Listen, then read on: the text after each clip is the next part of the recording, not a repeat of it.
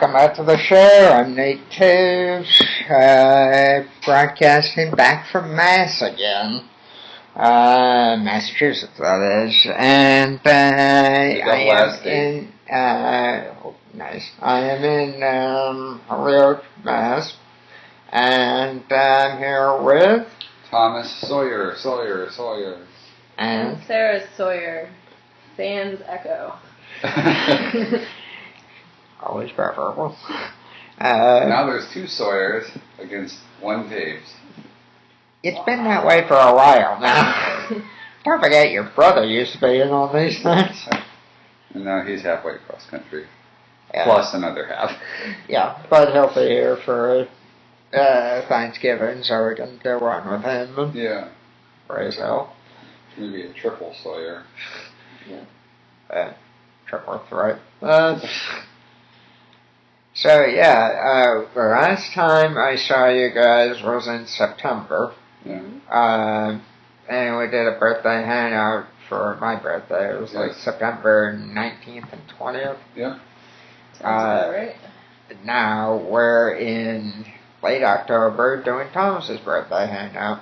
Oh yeah. Now where we're going to go with this podcast is talking about your guys' wedding again, but trying to get Sarah's side of it, since we got Thomas's last time. Oh, I should shut up.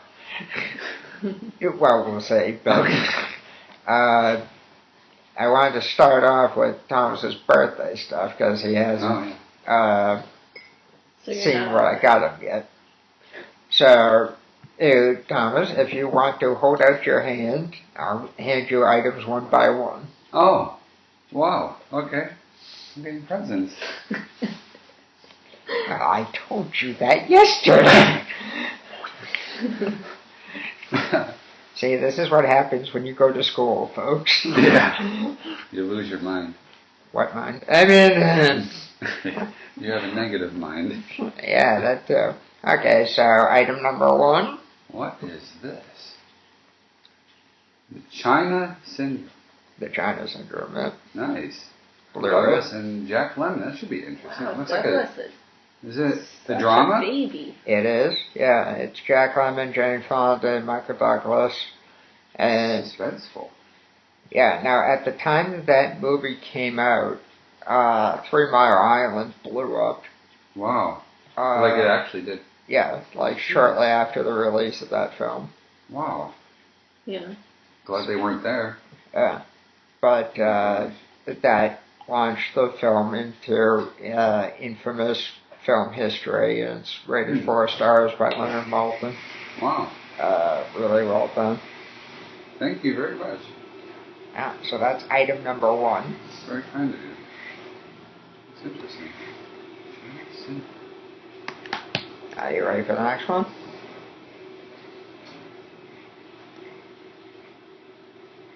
The Guns of the South. By Harry Dovermuth. Oh, very interesting. Is this like a fiction? Yep. Wow. That's what happens if somebody travels through time to give the South automatic weapons? Really? Automatic weapons? Yeah. You give it to the Confederates? That's crazy. Wow. These are like very surprising birthday presents. That's cool. Thank you. That is a rather ironic last name for someone who writes about going back in time and giving the Confederate Army AK-47s turtle dove. Yeah. You've read this one, I take it? Yep. Nice. Crazy. Yeah. Yeah, ready for the last item? Yeah. Good thing I'm glad with my history classes. I would probably confuse history with fiction. Yeah. So the South won with AK-47s. Yeah. Wow. Oh, I think I've heard of this remain? one. Really? How few remain to turtle dove again? Yeah. Sorry, I just stole your present. I don't know if I'll get it back. Ish. Maybe So there's she'll a read sequel to this one? Huh? That's a sequel to this one? That's like the direct follow-up, yeah. Cool. Huh. Interesting. Yeah. Some family history in here? For me, yes, because of Robert E. Lee. Yeah. But there's all the other books that he wrote spin off from that premise that the South won the Civil War. Huh. Interesting. And he's still writing. He's now got stuff pertaining to the Iraq War and stuff. Oh, really? Fiction? Yeah.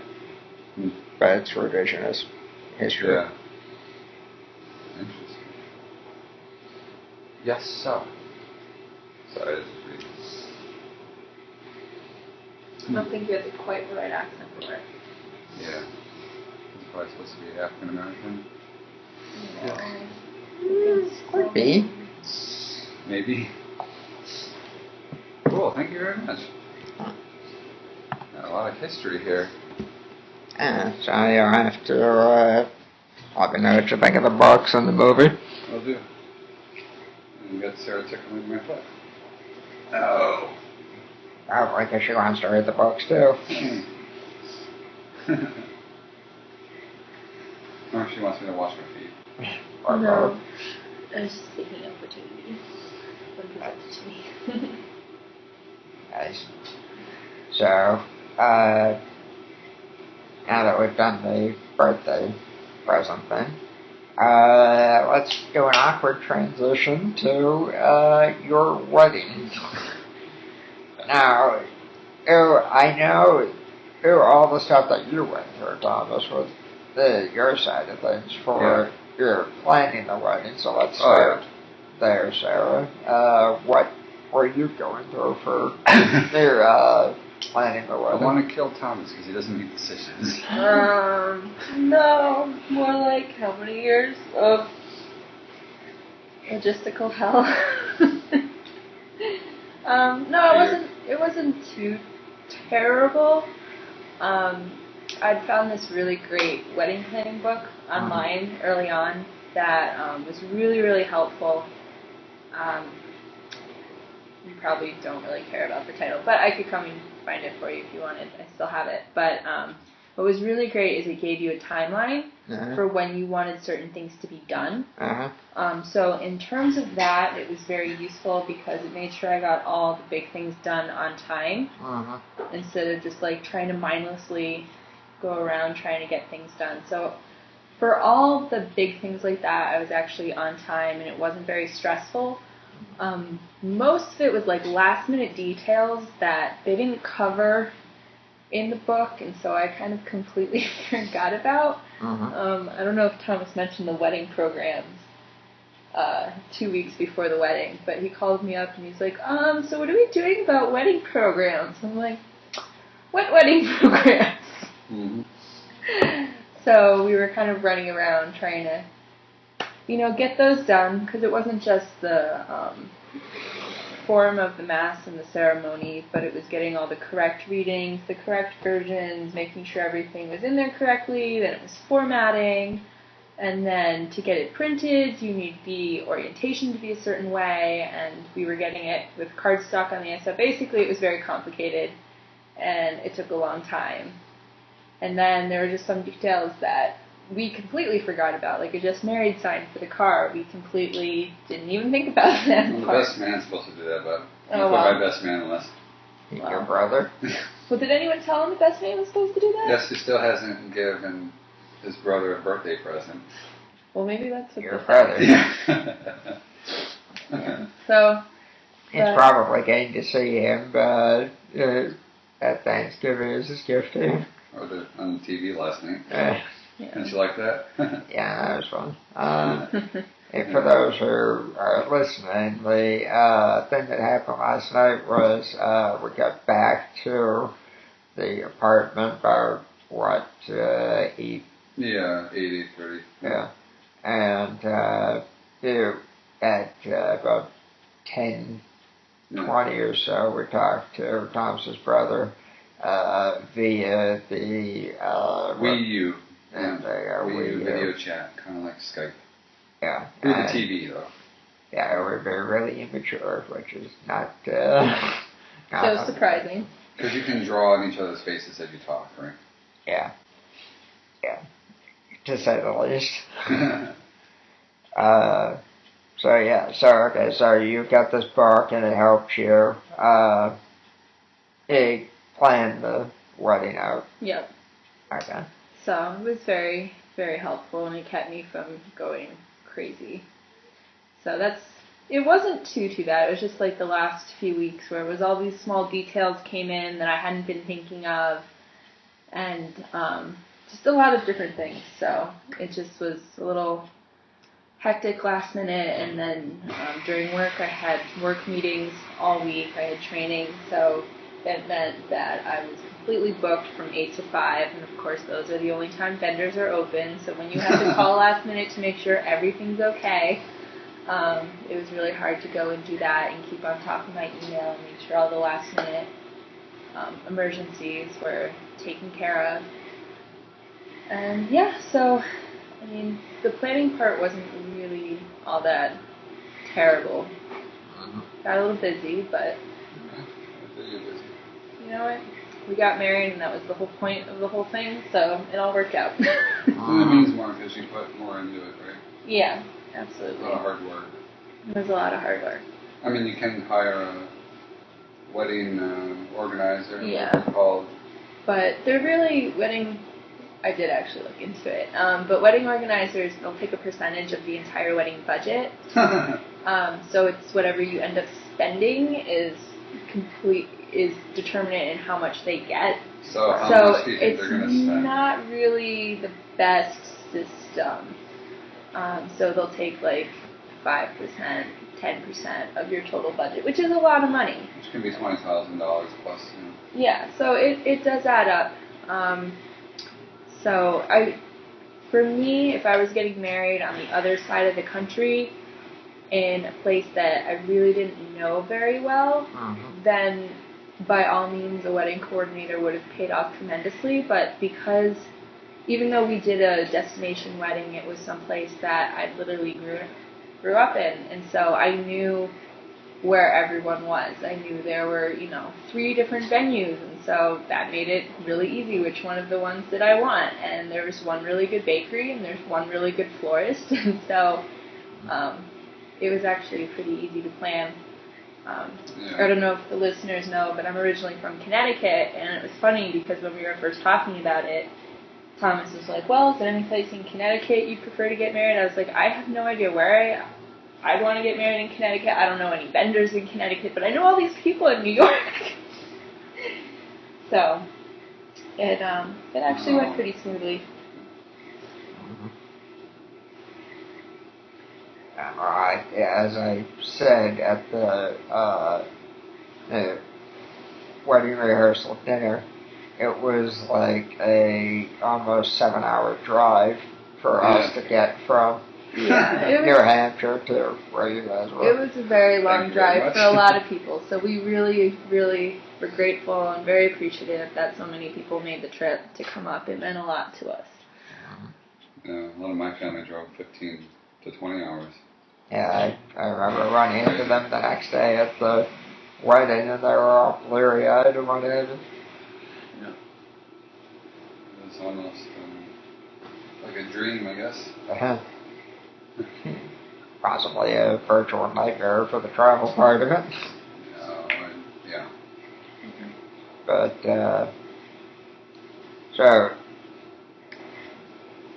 wedding rehearsal dinner. I already said on the last one, I believe, what I had said about Thomas and you at the rehearsal dinner that was partially a roast. Yeah. So for those who haven't heard that one for some reason, the gist of what I did was I pointed out that Sarah was telling Thomas, put a ring on my finger, and the flipping in Vegas. And he thought it was his idea to get married. And I pointed out that Thomas had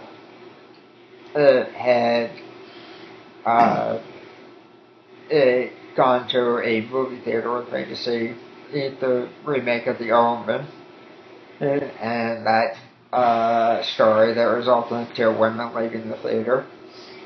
I saved their souls. Yeah, I'm sure that's what it was. So, there's that. And I took a couple of shots at a couple of other people there.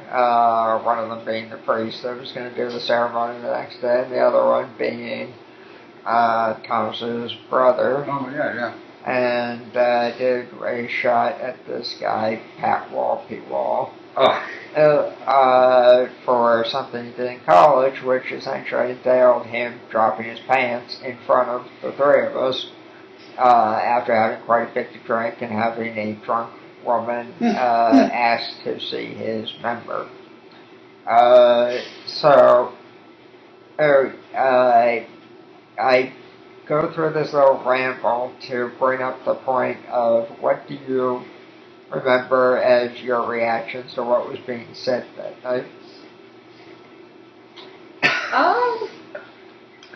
I mean, your speech was very good. It was, I like that you brought a lot of people into it, which was great. I think the speech that surprised me the most, honestly, was Jonathan's. However, I have to say, my friend Claire, that was completely embarrassing when she went through the list of guys that you like. It included the priest. It included the priest. I didn't even know that she knew that, so that was kind of...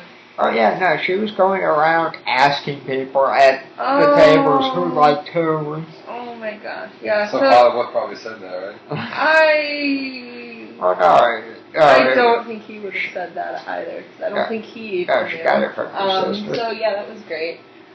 I'm blushing just thinking about it. Yeah, that was, I think... Actually, I mean, Jonathan's was surprising, but I think hers was the most personally embarrassing out of all of them because she was listing them off and quite a few were in attendance, so it's just like, oh, okay. Yeah. Well, we both got hammered pretty well. We did, our friends. Nathan was actually one of the kinder people. Yeah, I know Nathan. We were like all expecting... all sorts of things from you, and you were the kind one. And then Jonathan threw me on the bus, and then P-Wall. P-Wall went before Jonathan, but because I went after Jonathan. Right. No, I know. I was just thinking in order as I think of them. People talked about me and cleaning obsession. And and how both of you ponded over the Lord of the Rings. Yeah, that was great too. I still maintain that he never saw those books. Yeah, the elf books. Yeah. I remember the elf calendar. I know you do. I showed you.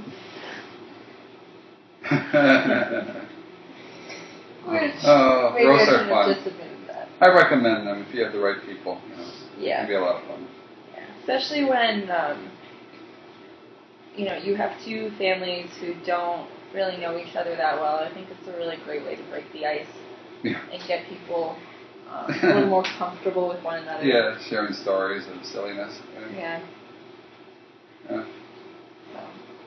we really enjoyed it. So, and it was actually all Thomas's, or via Nathan. So, thank you guys for that. It was a lot of fun. Hopefully I tortured him just enough on that. Oh, you did. Don't worry. And just because you were the kinder of everyone doesn't mean you didn't get your punches in. Yeah, you got your laughs, man.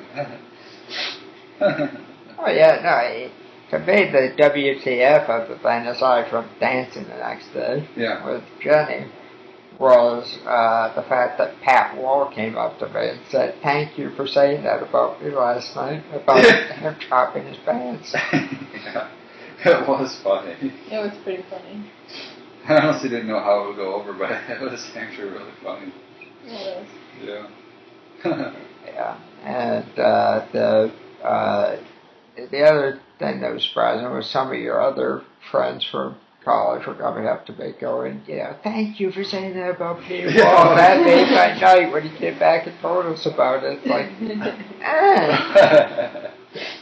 That's because they had to endure it for years, at least 2 out of the 4 years. Don't worry, Nathan, you weren't the only one who suffered. And that just that was, what do you call it? Not revenge, but something like that. Vindication. Vindication, yeah. Pants Dropped Anonymous. Pants Dropped Anonymous. There you go. Yeah, the funny thing about P. Wall is that he doesn't do anything maliciously, really. No. But the stuff that he does is almost out of Animal House. It's a great movie. Yeah, it is a really great movie. Yeah. And in some ways, Van Wilder. Oh, gosh. I still won't eat eclairs, man. Yeah, neither will I. Don't tell me I love eclairs. Okay.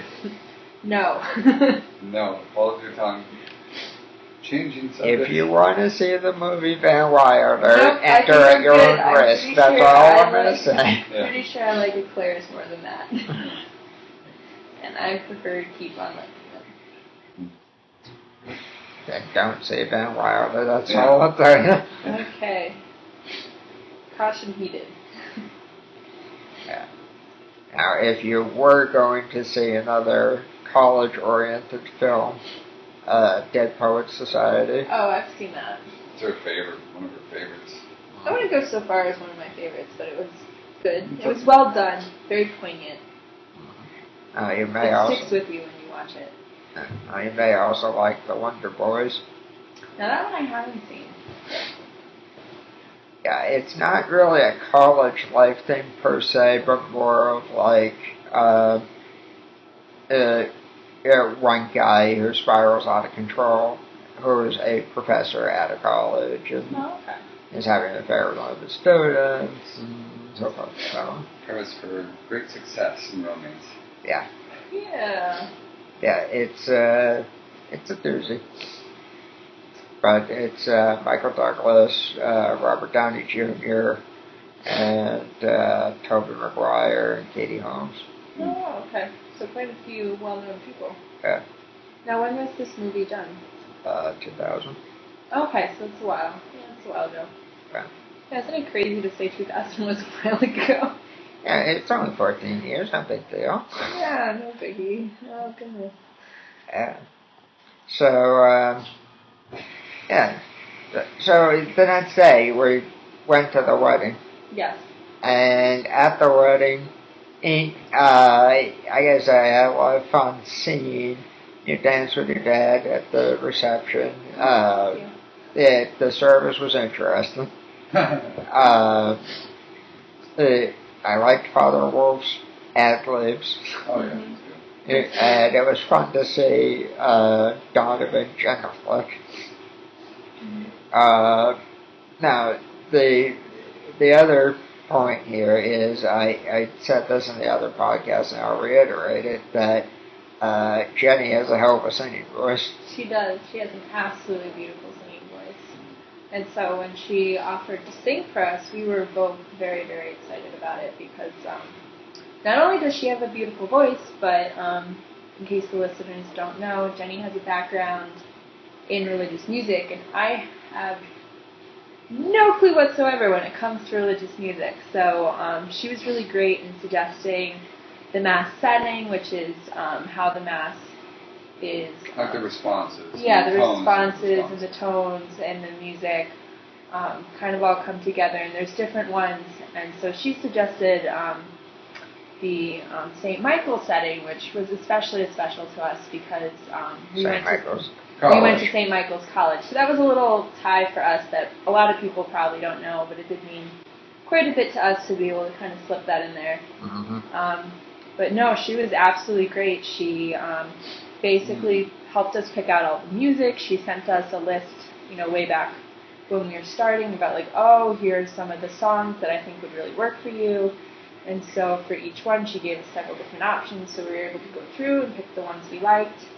And then she worked closely with the musician, Chris, to get that all going. And then she actually came early to the rehearsal so that she could practice with him, because up to the rehearsal, she'd actually never even met Chris. Yeah. And so when someone's playing and singing, there's a lot of coordination and practice that goes on there. Yeah. So they did an absolutely excellent job, considering they'd only met the night before. Mm-hmm. So no, she was absolutely wonderful. I honestly don't know how we would have done it without her. Yeah. Probably not well. Probably not at all, actually. I just told the jokes. Yeah. So, yeah, Jenny was absolutely great, and she was absolutely beautiful singing voice. So that was really, really nice to have. A lot of work. A lot of work from everyone. The only religious music I know is the Christmas-oriented stuff, like I think it's Sleep in the Manger or something like that, or Little Town of Bethlehem. Yeah. That's really mostly what I know as well. Silent Night. Yeah. Which is, it's beautiful, but in the middle of the summer, it doesn't work very well. So, yep. You could have gotten married at Christmas, but... Well, you know what? We actually talked about doing a fall/winter wedding, but because Thomas is starting a new school program, getting married in the middle of the semester / right around finals would be a little tough. And then, obviously you want to take your honeymoon after too, so being able to, give it the amount of time that is due, which is about, by the time you get up there a little early to get ready, and then there's the wedding, and then there's the honeymoon. I mean, you're talking about a good 2-3 weeks. He's all right. Yeah. So it's very hard to try to do that in the middle of the school semester, especially when you're first starting. So we decided to do it. And not get yelled at. And not get yelled at. So we decided to do it in the summer before he started, so that way we'd have all the time that we really needed to get married without the stress. And then also, looking forward, this program's going to last for a good 5 years, so I don't want to have our anniversary show up every time midterms/finals are there, because that does not bode for a happy week. So I wanted to be able to, going forward, enjoy our anniversary when we want it, because it's not only just Tom's schedule, but in the future when we have kids are going to be in school, and it's very hard to travel and, do something special for it. So we decided the summer would be a nice time to do it. Plus, another nice thing is they don't make girls' dresses for warm weather. All the dresses are sleeveless, strapless, you name it. Now, thanks to Kate Middleton, all those long sleeves are coming back, but they're basically see-through, so not very functional. So summer made it a little more comfortable, too. Fair enough.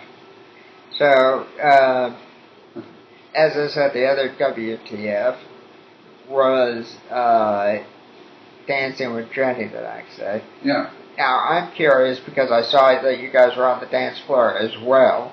Yeah. What your observations were of that dance. The worm? No, before the worm.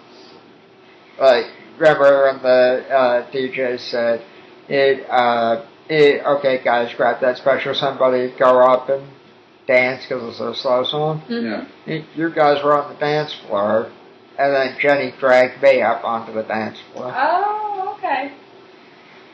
No, it was just really nice to see that many people up there, and obviously she knows you very well because she spent summers with Thomas, so I thought that was just a really nice gesture to be able to go up and share that dance and get you out on the dance floor. Yeah, she Mr. was adamant about that. She even warned you, didn't she? She's like, better watch out. And she got you up there.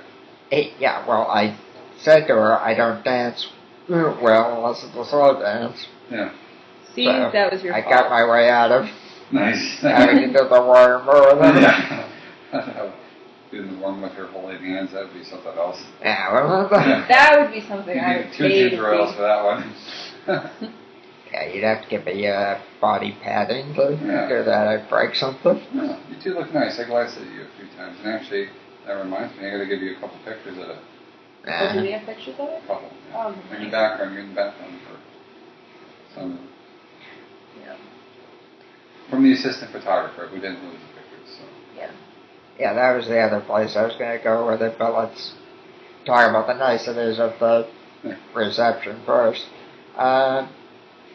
So, yeah, I was telling Thomas on the last one, since you didn't get a chance to hear this because you were passed out,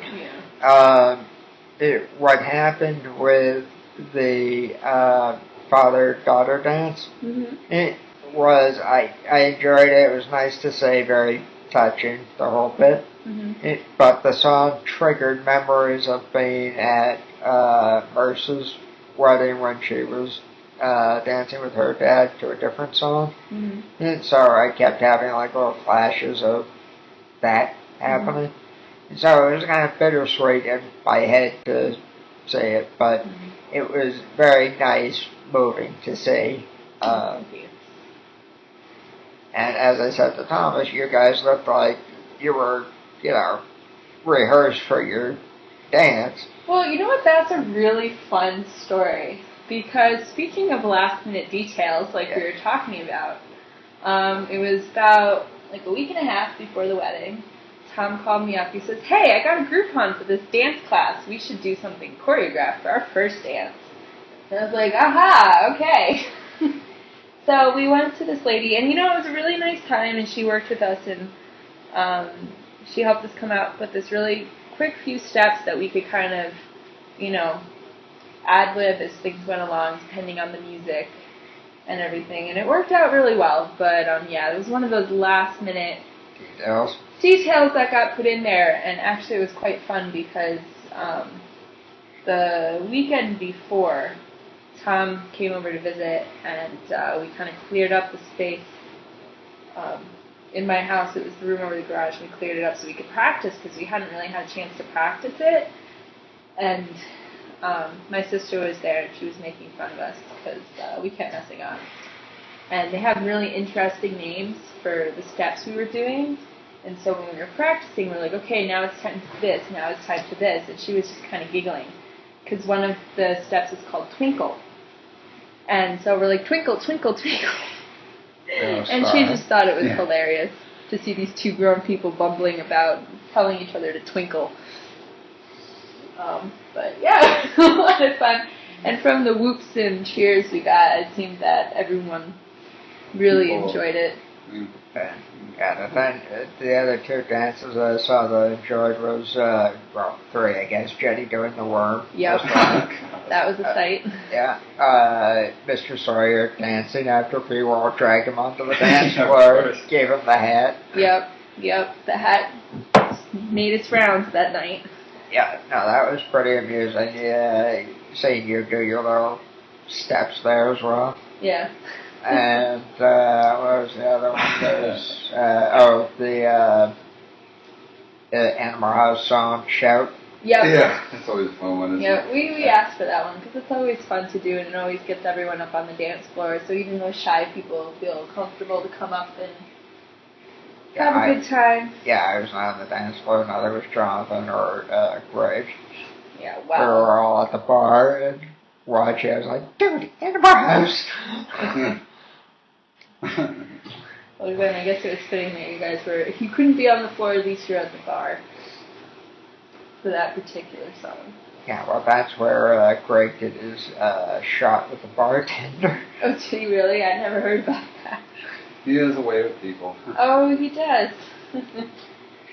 Yeah, well, he was asking for a tequila shot, and then this guy said, well, can I suggest this other thing? It's stronger than tequila, but it's not tequila. Yeah. So it was like, yeah, okay, I'll try it. So they had two glasses out, poured the shots, and they both knocked him back at the same time. But he crossed himself, like, right after taking the shot, so somebody will have to narrate what I'm going to do, but here's what happened. They had the shots on the thing. Greg takes up the shot, puts it in his hand, puts it in his mouth, knocks it back, and then as soon as he puts down the glass, So I guess it was a little stronger than tequila. Yeah. Yeah. Oh, that's funny. Yeah. So that was the Greg shot. Yeah, well, he drank, what was it here? Leftover brandy. Yeah, that poor man, I don't know why he Because she threw a surprise birthday party, so. Okay, so there's two stories to that. So my brother and his girlfriend came down because they were bringing our table and chairs, Yeah. which my aunt and uncle had, and they decided to move, so they gifted us with the table and chairs. Right. So they came down to deliver them, and my brother's wedding gift to us was a fondue pot. Okay. So I had decided that it would be really nice to make fondue when they're here. You know, use their gifts, thank them for coming down. And so one of the ingredients to really good fondue is brandy. You put brandy, white wine, Swiss, Gruyere, a little garlic. Right. It makes for a very, very nice dinner. So I wasn't quite sure how much brandy I needed because I'd actually never made fondue myself. Right. So I'd actually gotten 2 little nips of brandy, and it turned out I only really needed half of one. Right. So we had a bunch of leftovers. So when we had Thomas's surprise party last weekend, as he mentioned, we kind of just took everything out that we had to give people options. And so for some reason, Greg decided that was going to be his drink of choice. And I'm surprised he also didn't cross himself because that was some strong very brandy. sour puss like. That's how I like after I have the lemon lime drink that they have in Bar Rescue. Very sour. Yeah. Yeah. By the way, if you ever tried anything from Bar Rescue, it's Bar Rescue. For those who don't know very quickly, is a TV show hosted by this guy John Taffer, who recently wrote a book, blah blah blah, best-selling author. Look it up. Anyway, if you ever try any of the drinks that they do, make sure that you do the dessert drinks. The other ones are good, but really strong and sometimes bitter. Yeah. No one takes so much bitterness. Yeah. Mm. Yeah. No, I mean, there's sort of ones like the Mangria that might have been fun. Yeah. But the one that I tried first was really bad. It was a lime. It was a lime thing, and it was, what was it? Lime, some kind of booze. I'm forgetting. Limoncello, or was it a dessert? No, it was some like lime-based liquor. Yeah. And sort of ginger beer. Oh, okay, yeah. So that's what it was. But it was really friggin' bitter. It's like a dark and stormy of sorts, you know. Ginger beer, and what else is in there? I don't remember. You could call it a variation on that, I guess. But sour though. Yeah, I mean, it was one of those that like you pucker up for an hour after you drink it. Warheads. Yeah. Without the sweetness after. Yeah, it's warheads without the sweetness, exactly. Jeez.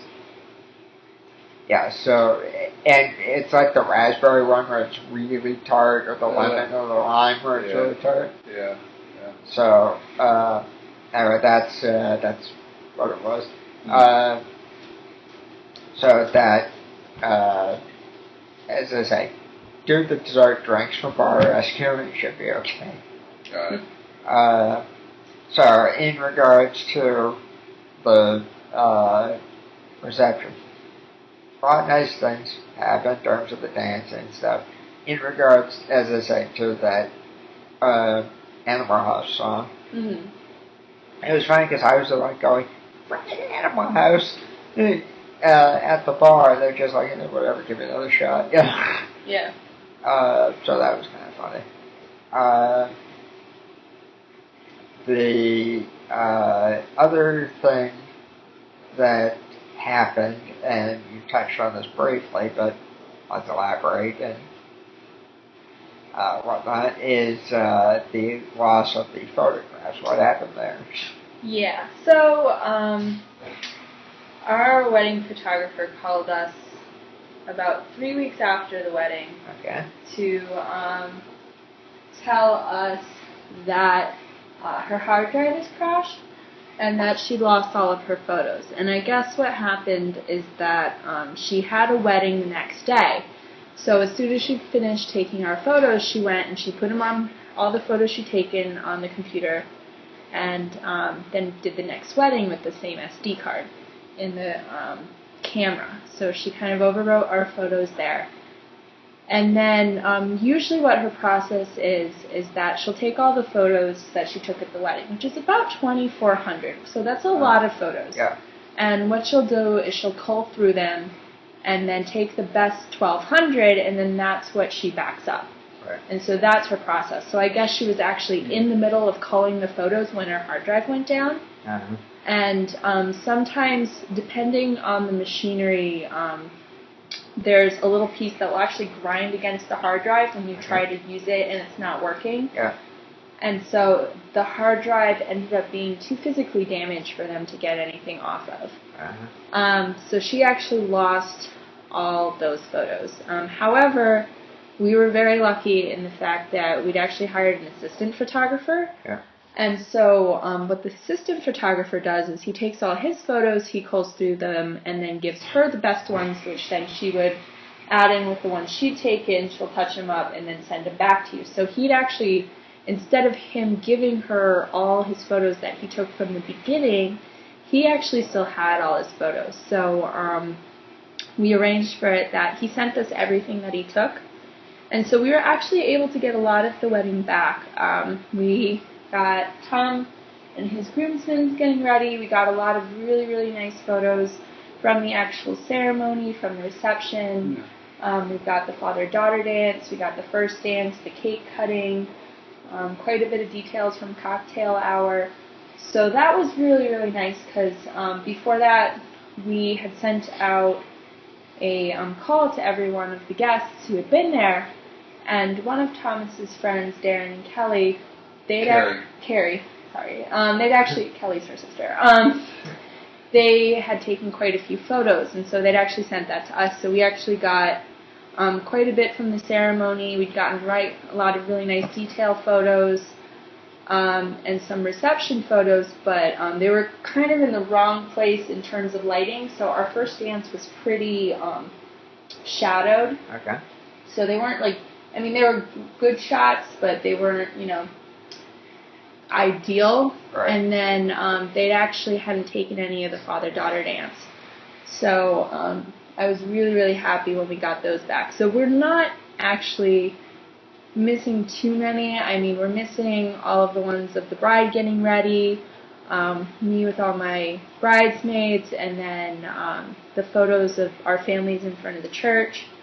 And then we actually did a St. Mike's photo, which it's a tradition for the St. Mike's catalog, or alma mater, that you try to get as many St. Mike's alumni as possible, and you take a picture of them. And so we'd taken a picture with everyone who was there. And so that photo got lost, and then all of our portraits at the end with our bridal party and ourselves. So that was a little disappointing, but what we're going to do now is we are getting a refund back, and what we're going to do is we're going to hire another photographer to come and take photos, and so we're going to redo our portraits next spring, because it's a little late in the year now, but we'll actually be able to get quite a few back, so I'll get my makeup done on the way up, and you can pretty easily recreate getting ready photos. You have someone pretend to zip the dress up, you pretend to put some lipstick on, hairspray. They have a lot of little detailed photos that are easy to take too. Like they'll take pictures of the ring. Right. They'll take pictures of the dress, so you can kind of just hang that up and retake it, and then you can quickly slip in, and then we'll take some portrait photos. So unfortunately, we won't really be able to redo the wedding party photos and obviously the St. Mike photos and the family photos, but we'll at least get some pictures of us, because even though we have some really great candid shots of the entire day, which are obviously priceless because you can't recreate the ceremony, you can't really recreate the reception. We don't have any photos of just the two of us looking at a camera head on, so we're going to be redoing those. But luckily those are the easiest ones to redo. Right. I was saying to Thomas that, I don't think we have to necessarily dress up for it, but I was saying that maybe at the holiday get-together that we do, maybe we can get somebody to take a picture of you, Jonathan, myself, and because Thomas. again, that was one of the photos that we missed. Is she took a photo of all of us together. Yeah, and that one she also got lost. So as we go along, we'll be able to retake some photos, and we won't all be dressed up, but eventually we will get the majority of those photos back. Right. And that's really what counts. It's we have the memories, so. Right. The photographic evidence is kind of a little less important. And we did get photos of what really counts, which is the ceremony and the reception and those things that dance, father-daughter dance and those things that you really can't recreate. We also kind of played around with the idea of maybe doing like a 1-year renewal ceremony where we just get the few people who are necessary back up there, and we'll get all dressed up again and retake the photos. But I'm not really sure if that's going to work because, Jonathan's all the way across the country. Another one of Tom's groomsmen is in Florida, and he's actually getting married next spring. So I think it'd be really difficult for everyone to do that. So I think we're just going to do the portraits. I just said that one groomsman is... Don Orco. Okay. Orico. So he's getting married this spring, which we're going to go for down to his wedding in Florida, which we're very excited about. But now is the time where a lot of our friends are suddenly getting married, and that constitutes a lot of traveling for everyone. So it would be a real hardship for everyone, including ourselves, to try to throw another big bash. Right. Say hi to Don for me. Will do. Yeah, absolutely. He's been busy. Yeah, planning his own wedding. I do not envy him. It was a lot of fun, but I'd rather not plan it again. That's why people typically only get married once. Right, but I mean, you could renew it for like your 10th anniversary. Yeah, but by the time the 10th anniversary comes around, I'm probably not going to fit into the dress anymore, so. Oh yeah, you just get a different dress. Yeah, you get a different dress, so we'll see. We'll play it by ear. So, and as I said, all of our friends who are, in the bridal party, they're all going to be getting married soon, so we'll get a chance to get a photo with them, so. Right. That's really, it's fine. Might not be our wedding, but it'll be theirs, and so it's okay. Right. Yeah, that'd be good. Okay, so while you're talking, I was thinking about kind of some of the other shenanigans that were going on at the reception. And one of the things that came up was the fact that people were actually doing a little needling at me that I might get a kick out of. They were saying, oh yeah, I'm so glad I'm friends with you on Facebook, that way I know when any celebrity dies. So it's kind of like, you do a lot of those rest in peace so-and-sos. Yeah. Which, to tie it into something that happened yesterday, I went to Thomas's parents' house to hang out for a few hours before I got picked up by Thomas and Sarah last night to come here to Holyoke to do this podcast and all that. Yeah. The funny part is that Thomas's mother is said to me, you have a lot of rest in peace so-and-sos on your Facebook. Are those all friends or are they celebrities? If they were friends, it'd be very sad. Yeah. I'm not 80 years old yet. Yeah, I was like, not just celebrities. That's kind of an innocent question. Yeah. I just like making a chuckle out of that. Yeah, it's fun. So, I said to Thomas, I'll say it to you, you guys make a great couple. Oh, thank you. And if you can learn to harness the back and forth banter just a little bit more, you could probably be like the Thin Man. There we go. Mornings are fun. Well, as I say, wait till you have a kid or two, and then, try saying mornings are fun. Not so much. Especially since their definition of morning is very rarely the same as the parents' definition of morning. Oh, yeah. 5:30 is not okay to get up. Yeah, or how about the 3 o'clock in the morning feedings? Definitely. Well, that's every hour on the hour, so definitely perpetual morning. Well, no, some people, it's like they do it like every 3 or 4 hours. Yeah, that's as they get older, but the first month it's every hour on the hour. Just about. Yeah, that's obviously as they grow bigger and their stomach grows a little bigger and they can retain more, it levels off eventually until the one magical night you actually get a whole night of sleep. But that's not until about 8, 9 months later. Right. I was dubbed the screaming eagle by my parents, but they didn't feed me fast enough. Wait till the kid starts peeing on you too. It happens. I farted on my dad through my diapers. That figures. When I was a kid. Because I was sleeping in between them, And he said I started off, at shoulder level, and somehow my ass ended up right next to his cheek, and I ripped one, and that woke him up. Nice. Started when I was young, just like Thunder Pants. Yeah, we really should look into getting you that hazmat suit. For who? Me. I'm pretty sure I'm the one who needs it. I'm going to be Bubble Boy, right? Fixing it myself. Except you die. Well, we all got to go sooner or later. And with that, we should probably wrap this up so that we can do other stuff, get ready for the day. Yeah, especially going to head to the bookstore. So, thanks for doing the wedding reminiscing. Yeah, of course. It was nice to hear it from the bride's side since we heard it from the groom. Yeah. And, if we could do one more of these, I'd like to try to get Jenny. Sometime, yeah. Next time the elusive Jenny. Yeah, well. She sings and disappears. Pretty much. And next time she's out here, let's make a point of getting together and get her on.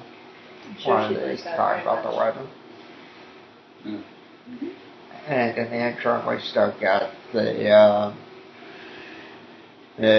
Bully podcast to do at Thanksgiving time. And we've got the holiday one to do at Christmas time. So we'll have to figure out things to do for that. We'll figure it out. We'll figure it out. So we'll plan off Mike the get together for November and figure that out. Mm-hmm. So with that, I'm Nate Taves. I'm Sawyer. Sarah Sawyer. Thank you for listening. Hopefully you've had some fun with this Hangover trilogy.